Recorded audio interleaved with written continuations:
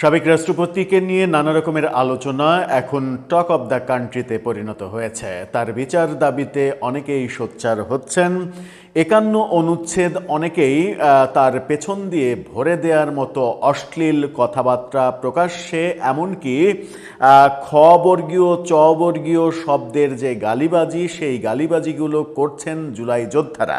যদিও এই গালিবাজি নিয়ে কিছু বলা যাবে না, কারণ তাদের মানে কি বলবো যে তাদের নৈতিক মানে জায়গাটা এবং আদর্শের জায়গাটা, যেটা যাকে তারা একেবারে ফেরেস্তার নবী রাসূলের পর্যায়ে নিয়ে যাওয়ার চেষ্টা করেছে, তার আদর্শ তো ছিল সাউমাউ ছিঁড়ে দেওয়া।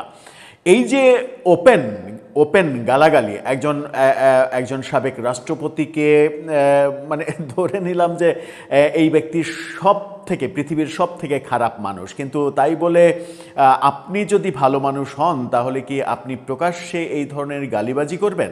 আর এই গালিবাজিটাকে যেভাবে ইউনূস সরকারের আমলে প্রতিষ্ঠিত করা হয়েছে, বিএনপির সময়ও অব্যাহত রাখার চেষ্টা যারা করছে তাদের ব্যাপারে কি বিএনপি চুপ থাকবে? একজনের বিচার আপনি চাইতেই পারেন, এটা আপনার চাওয়ার অধিকার। আর একজন তার পক্ষে কথা বলতে পারে, এটাও তার অধিকার। কিন্তু বিচার চাওয়া মানে কি গালাগালি করা, গালিবাজি করা এবং অশ্লীল কথাবার্তা বলা? সেটা আমাদের বোধগম্য হয় না আদতে। রাষ্ট্রপতির বিচার চাওয়া নিয়ে অনেক কিছু হচ্ছে, ট্রাইব্যুনালে যাওয়া হয়েছে।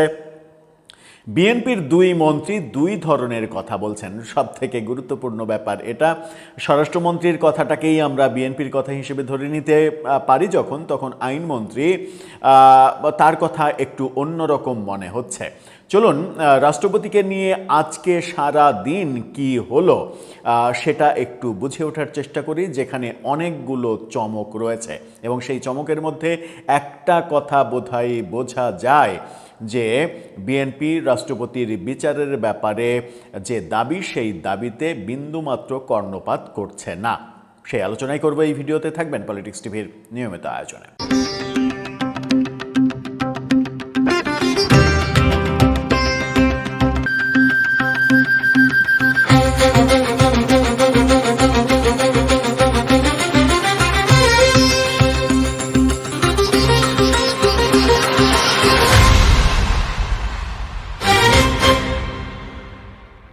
দর্শক, বলছিলাম রাষ্ট্রপতির বিচার চাওয়া নিয়ে যা কিছু হচ্ছে সেগুলো ভালো কিছু হচ্ছে বলে মনে হচ্ছে না।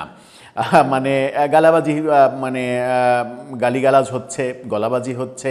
ট্রাইব্যুনালে যাওয়া তো অধিকার, যে কেউ যেতে পারে, অভিযোগ দিতে পারে, যে কারো বিরুদ্ধে অভিযোগ দিতে পারে। অভিযোগের সত্য মিথ্যা এটা আদালত নির্ধারণ করবে, সেটা আদালতের ব্যাপার। কিন্তু তাই বলে আপনি ওপেন গালিবাজি করবেন? আমরা দেখলাম যে আজকে একজন জুলাই যোদ্ধা, সেই জুলাই যোদ্ধা ওপেনলি মানে এমন কোনো অশ্লীল গালি নেই যেটা ভব্যতা সভ্যতার মধ্যে পড়ে না, সেরকম গালিগালাজ করছেন এবং ওপেন সংবাদ সম্মেলন করে। তার স্ক্রিনশটটা দেখে নিন। তিনি বলছেন যে আর্টিকেল মানে মোটামুটি তার উচ্চারিত কথার মধ্যে মোটামুটি সভ্যতার কাছাকাছি যদি কোনোটা আসার মানে একটু সম্ভাবনা থাকে, সেটা হচ্ছে সর্বোচ্চ ভালো। স্ক্রিনশটটা দেখুন। আর্টিকেল 51 চুপ্পুর পেছন দিয়ে ভরে দিমু, এটা হচ্ছে তার উচ্চারিত সব থেকে ভালো বাক্য, সব থেকে ভালো শব্দ সমষ্টিতে তৈরি বাক্য। তাহলে আপনি বুঝেন যে যেগুলো আমি উচ্চারণ করতে পারছি না সেই শব্দ এবং সেই বাক্যগুলো কি ছিল। এই ঘটনা যখন হচ্ছে তখন আমরা এটার পক্ষে বিপক্ষে অনেক ধরনের কথা দেখছি। আজকে ট্রাইব্যুনালে যাওয়া হয়েছে। ট্রাইব্যুনালে সাবেক একজন সেনা কর্মকর্তা, যে সেনা কর্মকর্তা আমরা দেখেছি যে মুক্তিযুদ্ধের বিরুদ্ধে প্রচণ্ড আকারে বয়ান তৈরি করার চেষ্টা করেছেন বিভিন্ন সময়ে, তাকে আমরা ট্রাইব্যুনালে যেতে দেখেছি। এই চ্যানেলের এই মানে স্ক্রিনশটটা দেখে নিন। সেখানে বলা হচ্ছে যে সাবেক রাষ্ট্রপতি শাহাবুদ্দিনের বিরুদ্ধে অভিযোগ দিতে আন্তর্জাতিক অপরাধ ট্রাইব্যুনালে, আমি নামটা বললাম না।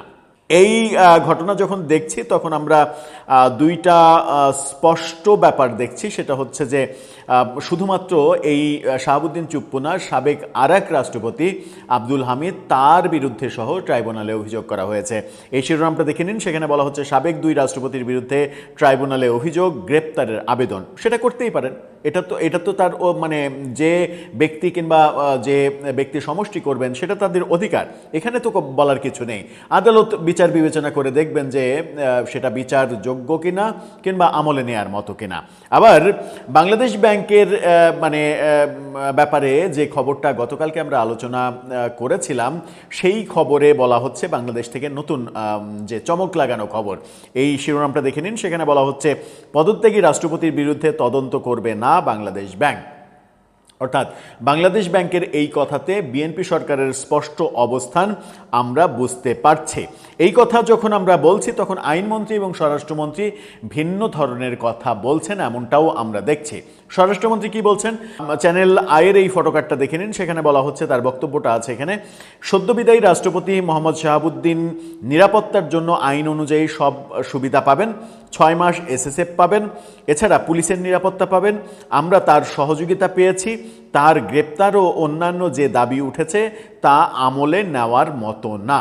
স্পষ্ট বলেছেন যে তার ব্যাপারে যে সকল দাবি করা হচ্ছে সেগুলো আমলে নেয়ার মতোই না।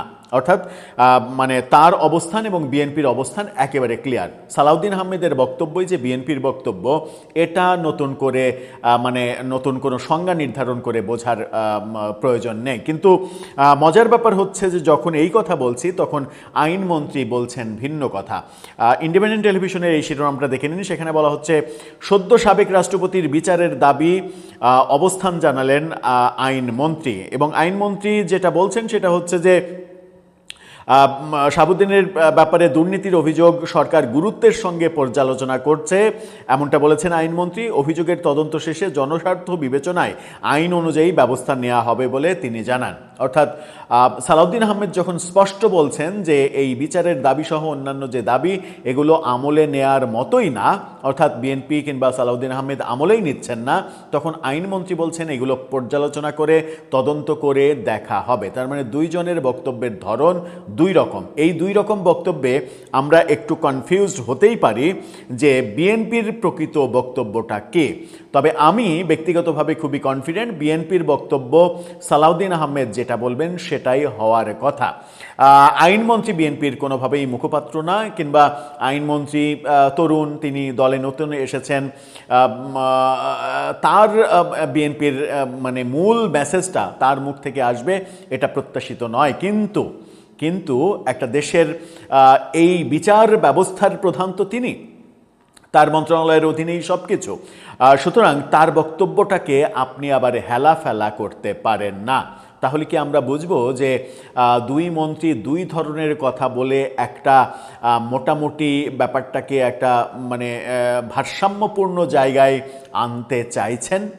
দর্শক, আপনার কাছে কি মনে হয় রাষ্ট্রপতির বিচারের ব্যাপারে কিংবা যে দাবিগুলো উঠেছে এবং যে কর্মকাণ্ডগুলো শুরু হয়েছে সাবেক রাষ্ট্রপতি শাহাবুদ্দিন আহমেদ, সেগুলো কি বিএনপি আদৌ আমলে নেবে, নাকি ব্যাকডোরে এক ধরনের সমঝোতা হয়েই আছে? আপনার মতামত জানিয়ে লিখতে পারেন আমাদের কমেন্ট বক্সে।